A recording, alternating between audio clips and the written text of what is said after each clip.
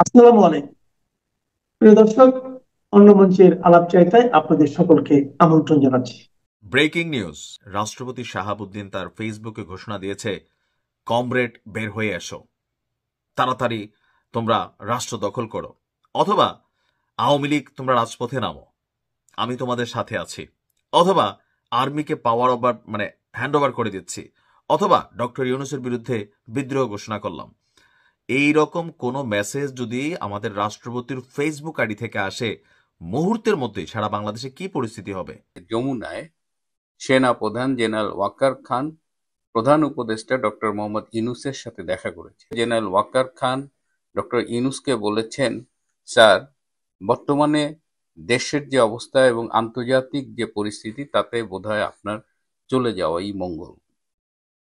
আর বাংলাদেশ এই মুহূর্তে যেখানে দাঁড়িয়ে আছে, তাতে যে কোনো সময় সামরিক আক্রমণের শিকার হতে পারে। প্লাস যাদের নেপথ্য পৃষ্ঠপোষকতায় এই গত বছরের জুলাই আগস্টের জঙ্গি অভ্যুত্থানটি হয়েছিল, তারাও সেই ডিপ স্টেট তাদের পলিসি বদলেছে।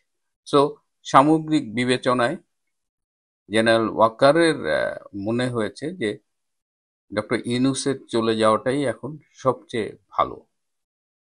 আপনারা যারা আমার অনুষ্ঠানটি নিয়মিত দেখেন, তারা জানেন যে কদিন আগে একজন উচ্চ পদস্থ সামরিক কর্মকর্তা, যে জেনারেলরা, লেফটেন্যান্ট জেনারেল এবং জেনারেল ওয়াকারদের যে ভার্চুয়াল মিটিং হয়েছিল, সেই মিটিংয়ে তারা কিছু কথা বলেছিল। যেমন আর্মি কোনো বিতর্কিত নির্বাচনের অংশ হতে চায় না, আর্মি চায় একটা ইনক্লুসিভ নির্বাচন, এরকম কিছু আলোচনা হয়েছিল। এবং সেই ভার্চুয়াল আলোচনার ভিডিওটা জেনারেল ওয়াকার সেই উচ্চপদস্থ সামরিক কর্মকর্তাকে দিয়ে যমুনায় ডক্টর ইউনূসের কাছে পাঠিয়েছিলেন। এই যে ভিডিওটা পাঠিয়েছেন, এটি জানার পরে অন্যান্য উচ্চপদস্থ সামরিক কর্মকর্তারা খুব ক্ষোভ প্রকাশ করেছে যে কেন তারা জেনারেলের সাথে কথা বলেছে, কেন জেনারেল ওয়াকার সেই ভিডিও ডক্টর ইউনূসের কাছে দিলেন। আমার যেটা মনে হয় যে জেনারেল ওয়াকার, যেহেতু তার অনেকগুলো মুখ, তাকে চেনা খুব কঠিন, এবং যেহেতু তার অন্তরে জামাত, সে ডক্টর ইউনূসের কাছে ওই ভিডিও দিয়ে বলেছে যে, বোঝাতে চেয়েছে যে আমি কি করব, এটা সবার ধারণা। So he is playing all around. তো এটা তিনি বলেছেন। ডক্টর ইউনূস এই কোনো কমেন্ট করেননি, এটা শুনেছেন, কিন্তু তিনি বলেননি যে হ্যাঁ যাওয়া উচিত বা অনুচিত। কিন্তু আমার এই প্রসঙ্গে আমার কিছু ব্যক্তিগত অবজারভেশন আছে। ডক্টর ইউনূস একজন প্রচন্ড ক্ষমতা লোভী লোক। তিনি কোনো একটা পদে বসলে সেটা ছাড়তে চান না। এই যে গ্রামীণ ব্যাংকের তিনি যে এমডি ছিলেন, রিটায়ারমেন্টের বয়স ছাড়িয়ে আরো অনেক পরেও তিনি কিন্তু এই পদ থেকে সরতে চাননি। সরকার তাকে সরিয়ে দিয়েছে, তার বিরুদ্ধে তিনি আইনি লড়াই করেছেন এবং সর্বোচ্চ পর্যায় পর্যন্ত। পরে আইনি ভাবে হেরে তিনি এই পদটি ছেড়েছেন। সুতরাং তার মতো একজন লোভী লোক এবং প্রচন্ড গোয়ার, কারো কথা শোনে না, প্রচন্ড প্রতিহিংসা পরায়ণ একজন মানুষ, এবং তিনি যে কারো কথা শুনে এই চিফ অ্যাডভাইজারের মতো একটা লাভজনক পদ ছেড়ে চলে যাবেন, এটা মনে হয় না কেউ বিশ্বাস করে। এর আগে তিনি আওয়ামী লীগের 15 বছর 6 মাস 8 দিনে অর্থনৈতিকভাবে যতটা ক্ষতির সম্মুখীন হয়েছেন, এই জরিমানা টানা দেওয়া, তিনি নাকি প্রত্যেকটা টাকা সুদে আসলে সরকারি কোষাগার থেকে আদায় করে নিয়েছেন, এবং এর সব ডকুমেন্ট গভর্নমেন্টের কাছে আছে। তিনি কারো কথা শোনেন না। তিনি তার কারণে অনেক আন্তর্জাতিক মিত্র শত্রুতে পরিণত হয়েছে। তিনি তিনি যেটা বোঝেন তার বাইরে কোনো কিছুতেই তিনি কান দেন না। এমনকি উপদেষ্টাদের সাথেও তার নানান বিষয়ে মত পার্থক্য দেখা গেছে। কিন্তু শুনলাম যে ডক্টর আলী রিয়াজ নাকি ইউনূসের উপরে অভিমান করে চলে গেছেন। So he is a man like that. সে প্রচন্ড স্বার্থপর। তো এই লোকটাকে কিভাবে ক্ষমতা থেকে সরাবেন? এই যে আওয়ামী লীগকে যে কার্যক্রম নিষিদ্ধ করা হয়েছে আওয়ামী লীগের, এটা একক ডক্টর ইউনূসের সিদ্ধান্ত হয়েছে। উপদেষ্টা পরিষদ কিন্তু ডিবেট করেছে অনেকে যে না, এই সিদ্ধান্তটা ভালো হচ্ছে না, but he didn't listen to anyone. এবং এনসিপি, জামাত, শিবির এদের দিয়ে রাজপথে একটা নাটক সাজিয়ে তিনি আওয়ামী লীগের কার্যক্রম নিষিদ্ধ করিয়াছেন। তো এখন এরকম একটা গোয়ার গোবিন্দকে সরানোর কি উপায় থাকতে পারে যদি স্বেচ্ছায় পদত্যাগ না করে? আবার তিনি যে ফেব্রুয়ারিতে নির্বাচন দিয়ে সসম্মানে চলে যাবেন, সেই সম্ভাবনাও কিন্তু খুব ক্ষীণ, প্রায় শূন্যের কোঠায়। ডক্টর ইউনূসকে সরাবেন কি করে? আমি তো অস্ত্রের মুখে তাকে সরানো ছাড়া কোনো বিকল্প দেখছি না।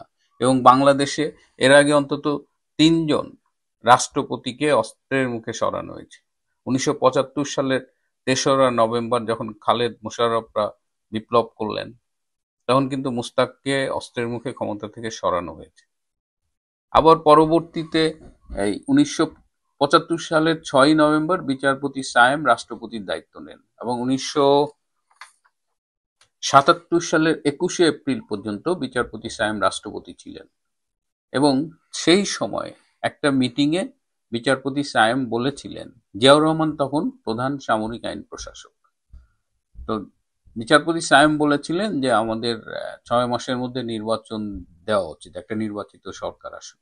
সেই দিন রাত ২টোর সময় জিয়াউর রহমান বঙ্গভবনে গিয়ে বিচারপতি সায়েমকে বলেছিলেন যে ইউ লুক ভেরি টায়ার্ড, আপনাকে খুব ক্লান্ত দেখাচ্ছে, I think you should resign বলে পদত্যাগপত্রে সাইন নিয়েছিলেন।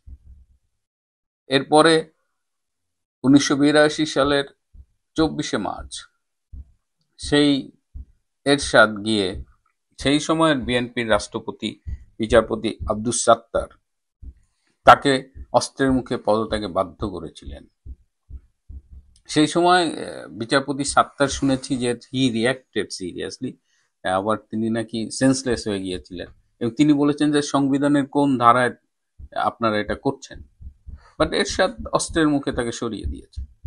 তো এখন এমন একটা পরিস্থিতি চলে গেছে, এমন একটা পরিস্থিতির মুখোমুখি বাংলাদেশ যে ডক্টর ইউনূস যদি স্বেচ্ছায় না যায় তাহলে হয়তো তাকে সরিয়ে দিতে হবে, কিন্তু তাকে গান পয়েন্টে সরাবে কে? এই যে জেনারেল ওয়াকার, তাকে তো এখন কেউ বিশ্বাস করে না। এমনকি এই যে তিনি মাঝে মধ্যে বলেন ইনক্লুসিভ নির্বাচন দিতে হবে, কোনো বিতর্কিত নির্বাচনে আমরা যাব না, এটা হলো এখন 90% আর্মি অফিসারের বক্তব্য।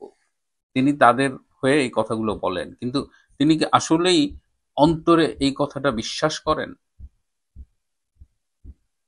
জেনারেল ওয়াকারের ধ্যান জ্ঞান একটাই, সেটা হলো জামাতকে ক্ষমতা আনা। কিন্তু সে একটু বাটে পড়ছে, একদিকে তার বাহিনী তার পক্ষে নাই, আর একদিকে তিনি এতদিন যে বলতেন মার্কিন ডিপ স্টেট, মার্কিন ডিপ স্টেট, মার্কিন ডিপ স্টেট, এখন মার্কিন ডিপ স্টেটের পলিসিও বদলে গেছে। সুতরাং জেনারেল ওয়াকার যে সবার সাথে খেলছিল, ভারতের সাথে, ইউনূসের সাথে, বিএনপির সাথে, সবার সাথে খেলে তিনিও লেদায় ফেলছেন। সো জেনারেল ওয়াকারেরও যে খুব একটা ভালো সময় যাচ্ছে তা বলা যাচ্ছে না, কারণ সে সবার সাথে প্লে করতেছে। তো এই অবস্থায় এখন বাংলাদেশ যেখানে এসে দাঁড়িয়েছে, সেখানে doctor Yunus has to go, তাকে যেতে হবে বাংলাদেশের বৃহত্তর মঙ্গলের জন্য, কিন্তু তার প্রস্থানটা কিভাবে হবে সেটাই এখন $1 মিলিয়ন প্রশ্ন। নির্বাচন কমিশনের পক্ষ থেকে বলা হচ্ছে আগামী সপ্তাহের যে কোনো দিন তাফসিল ঘোষণা হতে পারে। তারপরও ফেব্রুয়ারিতে আদৌ নির্বাচন হবে কি না তা নিয়ে সংশয় আছে বহু মানুষের। এরই মধ্যে সরকার অনুমোদিত দলগুলো কে কার সঙ্গে ফিরবে, কার সঙ্গে কার হবে জোট, তা নিয়ে বেঁধে আছে পাহাড় সমান গন্ডগোল। দলের ভিতরেও বিশৃঙ্খলার শেষ নেই। ভোটের মাঠে নামার প্রস্তুতি দূরের কথা, প্রধান দলগুলোতে নেমেছে নেতৃত্বের বিপর্যয়। এর মধ্যে বেগম খালেদা জিয়ার অসুস্থতা, তারেক রহমানের দেশে না আসা তৈরি করেছে নতুন সংকট। বিএনপির ভারপ্রাপ্ত চেয়ারপারসন তোপ দাগিয়েছেন তার প্রধান প্রতিপক্ষ জামাত ইসলামের বিরুদ্ধে। তবে ঘরের ভেতরে এসব সমস্যাকে ছাড়িয়ে বাংলাদেশের আগামী সংসদ নির্বাচনের সুতোয় টান লাগছে বঙ্গোপসাগরের ওপার থেকে। সূত্রগুলো বলছে অংশগ্রহণমূলক নির্বাচনের জন্য পর্দার আড়াল থেকে যে আন্তর্জাতিক চাপের কথা এতদিন শোনা যাচ্ছিল, সেটি খুব শিগগিরই প্রকাশ্য হতে শুরু করবে। গত শুক্রবার যুক্তরাষ্ট্রের বহুল আলোচিত ন্যাশনাল সিকিউরিটি স্ট্র্যাটেজি বা জাতীয় নিরাপত্তা কৌশল নথি প্রকাশ হওয়ার পর দক্ষিণ এশীয় অঞ্চলকে ঘিরে আন্তর্জাতিক রাজনীতির মেরুকরণ নতুন করে মোড় নিতে শুরু করেছে। এনএসএস এর ওই নথি অনুযায়ী দক্ষিণ এশিয়ায় চীনের ক্রমবর্ধমান প্রভাব মোকাবেলায় যুক্তরাষ্ট্রের প্রধান কৌশলগত অংশীদার এখন ভারত। আর গত 16 মাস ধরে শীতল সম্পর্ক আর বাংলাদেশ সরকারের সাথে পাকিস্তানের সখ্যতার কারণে দিল্লির মাথা ব্যথা এখন বাংলাদেশ। সূত্রগুলো বলছে, বাংলাদেশের ত্রয়োদশ জাতীয় সংসদ নির্বাচন ইস্যুটি নিয়ে কৌশলগত অংশীদার ভারতের লাইনে হাঁটতে শুরু করেছে মার্কিন যুক্তরাষ্ট্র। ট্রাম্প প্রশাসনের বিশেষ বার্তা নিয়ে শিগগিরই স্টেট ডিপার্টমেন্টের একজন উচ্চপদস্থ কর্মকর্তা দূত হিসেবে আসছেন বাংলাদেশে। সূত্রমতে তারপরই পাল্টে যেতে পারে দৃশ্যপট। আর তাহলে নির্বাচন নিয়ে এখন যে অস্পষ্টতা সেটি আরো বেড়ে যাবে, ঝুলে যেতে পারে ইতিহাস সেরা নির্বাচন। দর্শক, এই সময় দেশের সবচেয়ে আলোচিত ইস্যু কি? এমন প্রশ্নে অনেকে অনেক ধরনের উত্তর দিতে পারেন। সবচেয়ে আলোচিত হচ্ছে বিএনপির চেয়ারপারসন বেগম খালেদা জিয়ার গুরুতর অসুস্থতার প্রসঙ্গ।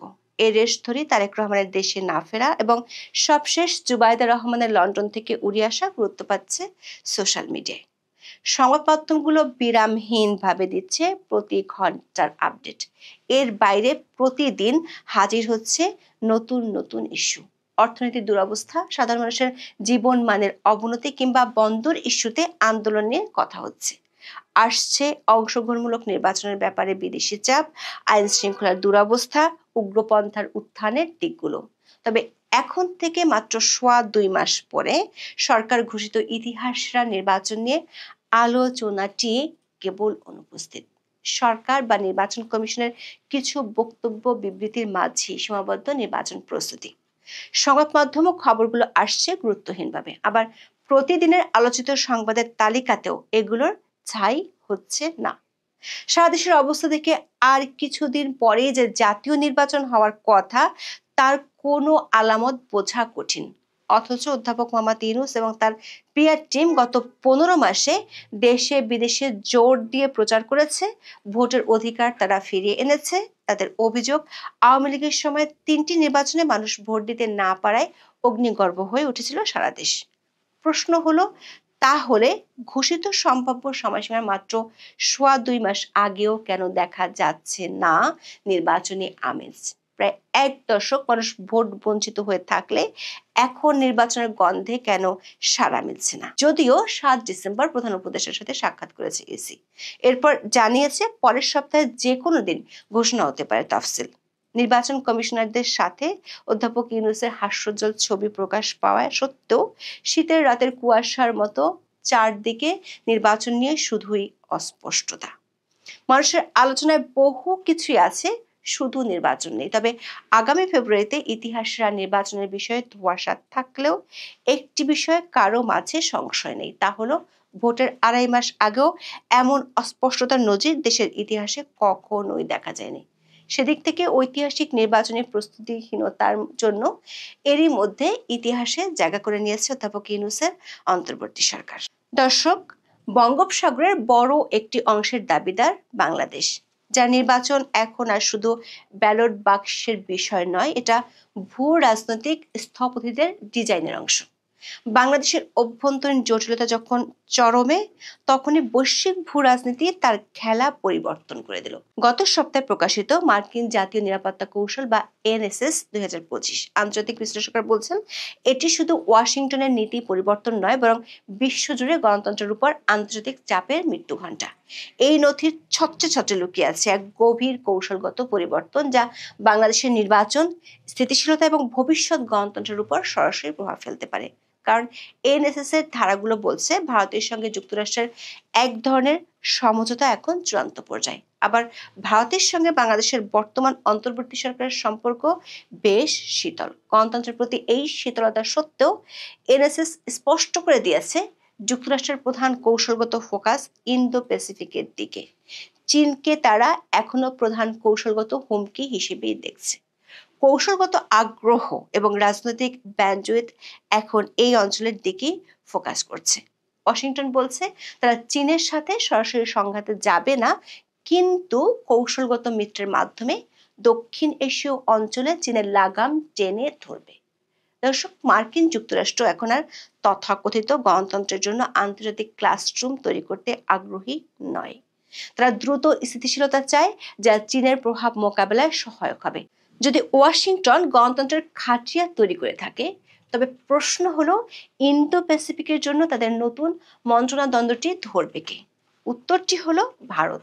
ওয়াশিংটন ভারতকে ইন্দো প্যাসিফিকে চীনের বর্ধিত আত্মবিশ্বাসের বিরুদ্ধে আঞ্চলিক প্রতিরোধক বা জিওপলিটিক্যাল কাউন্টারব্যালেন্স হিসেবে দেখে। একই সাথে ভারতকেও চীনকে এই অঞ্চলের স্থিতিশীলতার জন্য একটি গুরুতর চ্যালেঞ্জ হিসেবে দেখে। নতুন এনএসএস ডকুমেন্ট এই কৌশলগত ঐক্যকে আরো জোরদার করেছে। মার্কিন নীতির এই পরিবর্তন একটি গুরুত্বপূর্ণ বার্তা দেয়, সেটি হলো চীনের মোকাবেলায় ওয়াশিংটন এখন আঞ্চলিক স্থিতিশীলতা নিশ্চিত করতে ভারতকে তার ব্যাকআপ হিসেবে ব্যবহার করতে প্রস্তুত। বিশ্লেষকরা বলছেন, মার্কিন জাতীয় নিরাপত্তা কৌশল থেকে গণতন্ত্রের প্রচারের ভাষা প্রত্যাহারের ফলে বাংলাদেশ ইস্যুতে ভারত আঞ্চলিকভাবে আরো স্বাধীনভাবে কাজ করার সুযোগ। এই পরিস্থিতিতে মার্কিন যুক্তরাষ্ট্র তাদের কৌশলগত স্বার্থকে সর্বোচ্চ অগ্রাধিকার দিচ্ছে, তাই তারা আঞ্চলিক স্থিতিশীলতা রক্ষার ক্ষেত্রে ভারতকে নেতৃত্ব দিতে উৎসাহিত করবে। এর মানে হলো বাংলাদেশ ইস্যুতে দিল্লির নীতি এখন ওয়াশিংটনের নীতিতে প্রতিফলিত হওয়ার সম্ভাবনা বেশি। সূত্রগুলো বলছে, মার্কিন ভারত কৌশলগত গাঁটছড়া শক্তিশালী হলেও ঢাকার বর্তমান অন্তর্বর্তী সরকারের সঙ্গে দিল্লির সম্পর্ক কিন্তু চরম শীতলতায় ভুগছে। এই শীতলতা আসন্ন নির্বাচনের আগে নতুন ধরনের জটিলতা তৈরি করছে। বাংলাদেশে অন্তর্ভুক্তিমূলক নির্বাচনের দাবিটি এরই মধ্যে আন্তর্জাতিক নানা মহল থেকে উঠে এসেছে, তবে সরাসরি মার্কিন প্রশাসনের পক্ষ থেকে এ নিয়ে কথা বলতে দেখা যায়নি। একাধিক সূত্র বলছে, ভারত ও যুক্তরাষ্ট্রের মধ্যে বাংলাদেশের বর্তমান রাজনৈতিক পরিস্থিতি ও আগামী সংসদ নির্বাচন নিয়ে বেশ কয়েকটি বৈঠক হয়েছে। দর্শক, বাংলাদেশের মার্কিন দূতাবাসে এখন কোনো পূর্ণাঙ্গ রাষ্ট্রদূত নেই। ট্রেসেন জ্যাকবসন চার্জ দ্য অ্যাফেয়ার্স হিসেবে গত বাইডেন সরকারের শেষ দিকে নিয়োগ পেয়েছিলেন। তবে ট্রাম্প প্রশাসন ব্রেন্টকে বাংলাদেশের রাষ্ট্রদূত হিসেবে নিয়োগ দিলেও সিনেটের চূড়ান্ত অনুমোদন এখনো হয়নি। সূত্রগুলো বলছে, শিগগিরই ট্রাম্প প্রশাসনের একজন দূত বাংলাদেশ সফরে আসবেন। তিনি ইউএস স্টেট ডিপার্টমেন্টের দক্ষিণ এশীয় বিভাগের দায়িত্বপ্রাপ্ত একজন কর্মকর্তা, যার সাথে মার্কিন পররাষ্ট্রমন্ত্রী মার্ক রুবিওর খুব ভালো সম্পর্ক। ট্রাম্প প্রশাসনের বিশেষ বার্তা নিয়ে তিনি বাংলাদেশে আসবেন। সেই বিশেষ বার্তাটি এনএসএস এর নতুন নীতির আলোকেই হবে এমন তথ্যই জানা গেছে। সে বার্তাটি হবে অন্তর্ভুক্তিমূলক নির্বাচনের আর চীনের কাছ থেকে দূরে থাকার বার্তা। এদিকে ক্রিসমাসের ছুটির শেষে অনুমোদন চূড়ান্ত হলে বাংলাদেশে কর্মস্থলে যোগ দিবেন রাষ্ট্রদূত ব্রেন্ট। দর্শক, আন্তর্জাতিক মেরুকরণের যখন এই অবস্থা, তখন দেশের অভ্যন্তরে চলছে বিরোধ আর অবিশ্বাসের খেলা। বিএনপির ভারপ্রাপ্ত চেয়ারপারসন তারেক রহমান মায়ের অসুস্থতার সময় দেশে আসতে না পেরে গত কয়েকদিন ছিলেন চুপচাপ। 7 ডিসেম্বর পুরনো মিত্রের পুরাতন ক্ষতে খোঁচা দিয়ে মুখ খুলেছেন, বলেছেন 1971 সালে তারা কি করেছে সেটি মানুষ জানে। জামাতের আইনজীবী শিশির মনিরের বিরুদ্ধে দায়ের হয়েছে মামলা। সাংবাদিক শওকত মাহমুদকে বাসা থেকে আটক করেছে ডিবি পুলিশ। বিএনপির নীতি নির্ধারক পর্যায়ের কয়েক নেতার আশঙ্কা, দলটির এখন যে অবস্থা তাতে ফেব্রুয়ারিতে ভোট হলে তারা বিপর্যয় দেখতে পাচ্ছেন। নির্বাচন কমিশনের 4 ডিসেম্বর এক বৈঠক শেষে বলেন, অনিবার্য পরিস্থিতি ছাড়া বিএনপি নির্বাচন প্রক্রিয়ার বাইরে যেতে চায় না। এই অনিবার্য পরিস্থিতি কি সেটি নিয়ে দেখা দিয়েছে প্রশ্ন। আবার নির্বাচনের কথা দলটির নেতারা মুখে বললেও মিত্রদের সঙ্গে তাদের বাড়ছে দূরত্ব। বিবিসি বাংলার প্রতিবেদনে বলা হয়, নির্বাচনকে সামনে রেখে বিএনপি এককভাবে প্রার্থী তালিকা ঘোষণা করায় দীর্ঘদিনের মিত্র দলগুলোতে ক্ষোভ ও অসন্তোষ তৈরি হয়েছে। শেষ পর্যন্ত সর্বোচ্চ 10 থেকে 12টি আসন মিত্র কিংবা সমমনা দলগুলোকে ছাড়তে পারে বিএনপি। তবে এসব দলকে নিয়ে জোটবদ্ধ নির্বাচন হবে নাকি আসন ভিত্তিক সমঝোতা হবে তাও চূড়ান্ত হয়নি। দর্শক, দীর্ঘদিন ক্ষমতার বাইরে থাকা বিএনপির পক্ষে এবারের নির্বাচনে দলীয় মনোনয়ন প্রত্যাশীদের উপেক্ষা করা কঠিন হবে। ফলে জোট শরিকদের জন্য আসন ছাড় নিয়ে বাড়ছে জটিলতা। আবার নিজেদের প্রার্থী যেসব এলাকায় ঘোষণা করা হয়েছে সেখানেও স্বস্তি নেই। এরই মধ্যে বিভিন্ন এলাকায় বিদ্রোহী প্রার্থী সমর্থকেরা সংঘাতে জড়িয়ে পড়েছেন। বিএনপির সঙ্গে জোট করবে শোনা গেলেও এনসিপি শেষ পর্যন্ত জোট করেছে নাম সর্বস্ব দুটি দলের সঙ্গে। এদিকে লেবার পার্টির সভাপতি মোস্তাফিজুর রহমান ইরান তো বিবিসি বাংলাকে সরাসরি বলেছেন, তারা আর বিএনপির সঙ্গে নেই। ইরান বলেন, আলোচনা না করে যেভাবে প্রত্যাশিত আসনগুলোতে বিএনপি প্রার্থী দিয়েছে তাতে তারা ক্ষুব্ধ ও ব্যথিত। 20 বছর তারা বিএনপির সঙ্গে চলেছেন, এখন আর 20 দিনও চলতে চান না। একই ধরনের ক্ষোভ ঝেড়েছেন বিপ্লবী ওয়ার্কার্স পার্টির সাধারণ সম্পাদক সাইফুল হক। সব মিলিয়ে বোঝা যাচ্ছে বাংলাদেশের রাজনীতিতে বর্তমানে কোনো একক শক্তি ডিক্টেট করতে পারছে না। দেশের অভ্যন্তরীণ রাজনৈতিক জটিলতা, অর্থনৈতিক অস্থিরতা এবং আন্তর্জাতিক ভূ রাজনৈতিক সমঝোতার এই খেলায় শেষ হাসি জনগণের মুখে ফুটবে কিনা তা নির্ভর করছে সংস্কারগুলো কতটা কার্যকরভাবে বাস্তবায়িত হচ্ছে তার উপর। তবে একটি বিষয় বেশ স্পষ্ট, খেলার ফলাফল নির্ধারণ করছে না কেবল ঢাকা, বরং দিল্লি এবং ওয়াশিংটনের কৌশলগত যুগলবন্দি, যেখানে এনএসএস একটি বড় ফ্যাক্টর। এই এনএসএস এর কারণে ভূ রাজনৈতিক বাধ্যবাধকতা তৈরি হয়েছে যে বাংলাদেশের ট্রানজিশন যেন নিয়ন্ত্রিত হয় এবং আঞ্চলিক স্থিতিশীলতা যেন বজায় থাকে। বাংলাদেশের রাজনীতি এখন এমন এক সিরিয়াল যেখানে প্রধান চরিত্ররা সব দেশের বাইরের এক প্রতিবেশী চায় তার পছন্দের লোক থাকুক, আর আরেক পরাশক্তি চায় তার প্রতিদ্বন্দ্বী যেন না থাকে। আর বাংলাদেশের মানুষ তারা কেবল দর্শক, যারা রিমোট হাতে নিয়ে বসে আছেন, ভাবছেন কখন এই নাটকের পর্ব শেষ হবে। সংস্কার হচ্ছে, সংবিধান বদলাচ্ছে, কিন্তু সেই পুরনো প্রশ্নটা থেকেই যাচ্ছে, ভোটে কি ভোটটা দেওয়া যাবে নাকি শুধু। এখন পর্যন্ত বিএনপির নমিনেশন পেয়ে আছে আজাদ। আজাদের অসভ্যতা, দুর্নীতি, মাস্তানি, কালোবাজারি ২৫০০ এলাকায় যারা আছে সবাই জানে, এমনকি বাংলাদেশের অনেকেই জানে। এই অসভ্য লোকটিকে নমিনেশন দিয়ে তারেক রহমান প্রমাণ করেছে যে তারেক জনবিচ্ছিন্ন এবং সে সাধারণ মানুষের পালস বোঝে না। কারণ তারেক যদি সাধারণ মানুষের পালস বুঝতো তাহলে নমিনেশনটি এখনো টিকিয়ে রাখে না। এটা সাধারণ জনগণের সাথে তারেকের একটি চ্যালেঞ্জ। মার্কা না ব্যক্তি, না অবদান, না কারো ব্যক্তিগত ক্যালিবার, কোনটা বিচার্য হবে একটি নির্বাচনে? শুধুমাত্র মার্কা দেখে দলের প্রধান স্বৈরাচারের মতো কাউকে ক্যান্ডিডেচার দিয়ে দিবে, সেটাকে ২৫০০ মানুষ মেনে নেবে? আমাদের ২৫০০ মানুষ বরাবরই বিদ্রোহী টাইপের, কারণ আমাদের ২৫০০-এ হাজার হাজার মোগল আমলের সেনাবাহিনীর সদস্যরা এখানে স্থায়ী হয়েছিল, এবং তাই আমরা একটু বিদ্রোহী টাইপের মানুষ। ২৫০০-এ আমার পরিবারের পরিচয় আপনারা জানেন। আমার গ্র্যান্ডফাদার অর্থাৎ আমার নানা কে এম সাদিকুর রহমানের অবদান পুরিন্দা হাই স্কুল থেকে শুরু করে একেবারে ২৫০০-এর সব জায়গায় ছড়িয়ে ছিটিয়ে আছে। আমার নানাবাড়ি পরিবার খন্দকার ফ্যামিলি ২৫০০-এর পশ্চিম সাইডের সবচেয়ে প্রভাবশালী পরিবার, এবং আমাদের পরিবার থেকে অনেকেই এখন পর্যন্ত মেম্বার অফ পার্লামেন্ট হয়েছেন। এবং আমি কে এম সাদিকুর রহমানের সবচেয়ে বড় নাতি। এছাড়াও আমার বাবার সাইডে অর্থাৎ ২৫০০-এর পূব সাইডে টেটিয়া দরবার শরীফের আমি হচ্ছি গদিনুদ্দিন। আপনারা জানেন গত ১০০ বছর ধরে সুফি পরিবারের, সেই পরিবারের প্রভাব আমরা ১০০ বছর ধরে আমাদের লক্ষ লক্ষ মুরিদ এবং আমাদের বন্ধু বান্ধব দিয়ে সেইখানে আমরা আপনাদের ভালোবাসায় জড়িয়ে আছি। আমি আপনাদের বলছি, আজাদকে সমর্থন করা হবে আমার ২৫০০ নারায়ণগঞ্জ ২ এলাকার সবচাইতে বড় ভয়ঙ্কর পরিণতি।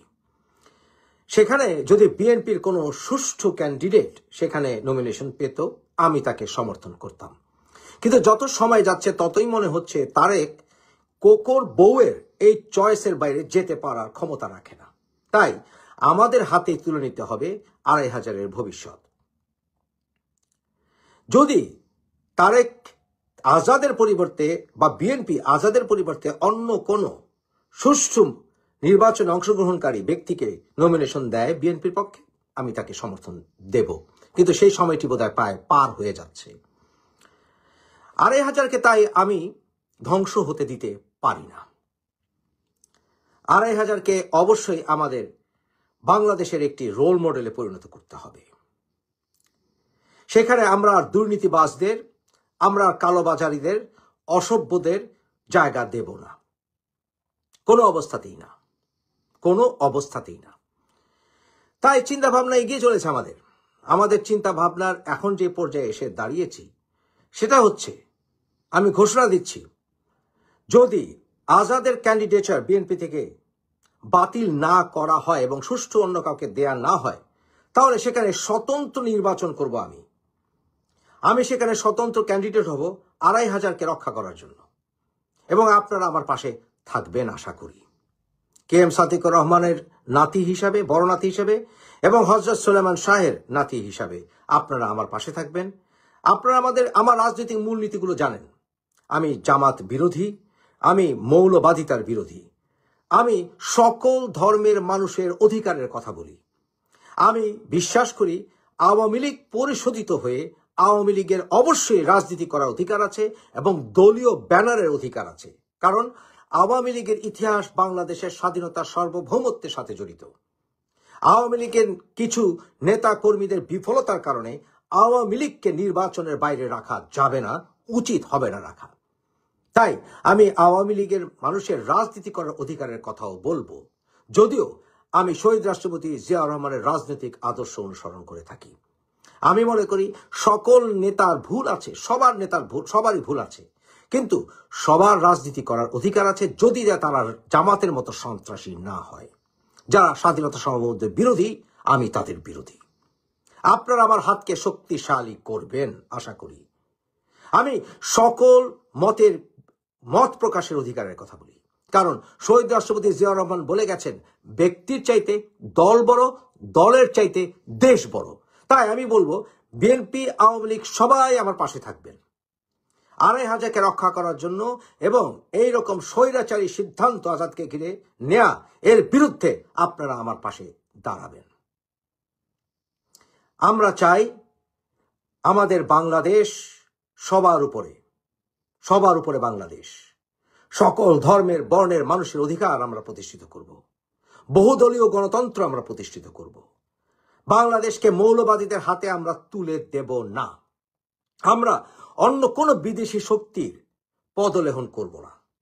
আমরা আর কোনোভাবেই কোনো পরিবারতন্ত্রের পদলেহন করব না। স্বীয় যোগ্যতায় কেউ যদি নেতৃত্ব প্রমাণ করতে পারে, করবে, কিন্তু সেটা বোধহয় ধীরে ধীরে প্রায় অসম্ভব হয়ে যাচ্ছে। বোধহয় তারেক রহমান তার বাবার সুযোগ্য সন্তান যে নয়, সেটা প্রমাণ হচ্ছে আস্তে আস্তে। তাই বিএনপিকে রক্ষা করার জন্য আমার এই পদক্ষেপ।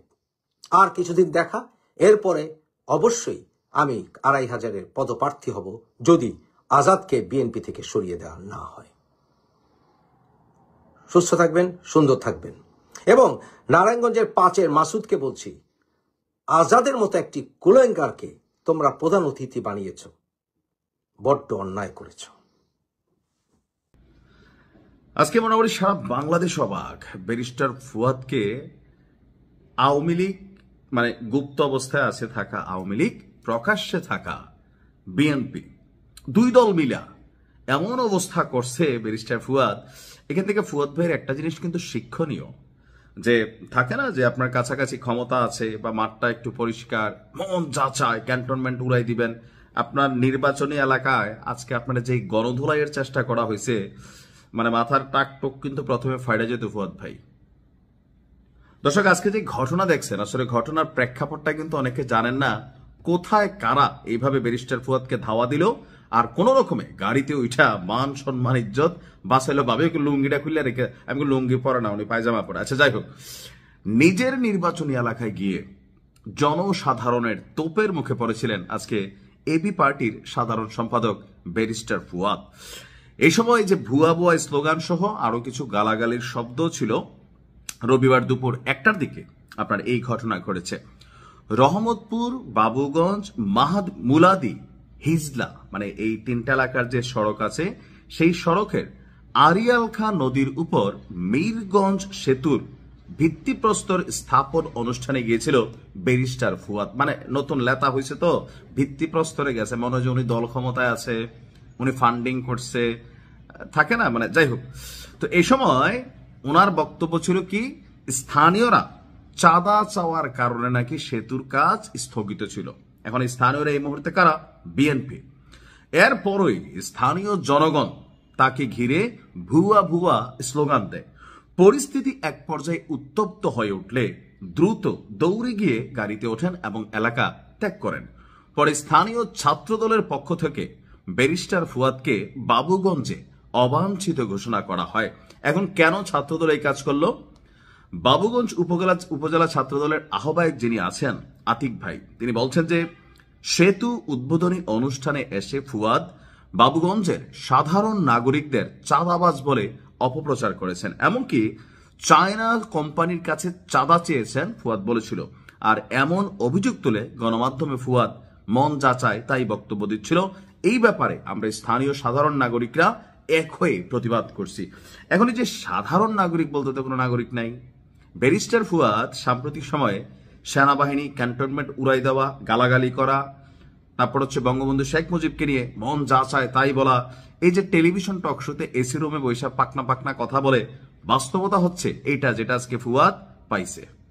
ক্ষেতের চাক্কা খেতে তোলে লাইলে ভাঙ্গে না মুসলিম ভাইয়ের বসে ডায়লগটার বাস্তব রূপ নিশ্চয় আজকে ব্যারিস্টার ফুয়াদ দেখছে। আমার মনে হয় না আর কি আগামী দিনে আর এলাকায় যাবে। আর মুসলিম ভাইয়ের বউর আমি একটা প্রশ্ন করছিলাম, তেল্লা চোরাও পাখি ফুয়াদ নেতা, তুমি এই কথাটা কেন বললা? তো ভাবির যে ব্যাখ্যাটা আর কি, মানে আমাদের কুমিল্লার ভাষায় ভাবির ব্যাখ্যা হইল যে বর্তমানে এমন কতগুলা রাজনৈতিক দল দাঁড়াইছে যে এখানে একজন লোক ইকুয়াল টু একটা দল। গ্রামের একটা মেম্বারই ভোটে এরা পাশ করবে না যদি সেখানে আওয়ামী লীগ, বিএনপি, জামাত, জাতীয় পার্টি প্রার্থী দেয়। এদেরকে খুঁজে পাওয়াই যাবে না। মাঠ পরিষ্কার, মন যা চায় তাই বলা যায়, ক্যান্টনমেন্ট উড়াই দেওয়া বলা যায়, কিন্তু পরিস্থিতি বদলাইলে সবার আগে আবারও গুপ্ত অবস্থায় গিয়া লুকাই যাবে ফুয়াদরাই। ভালো থাকুন, আসসালামু আলাইকুম।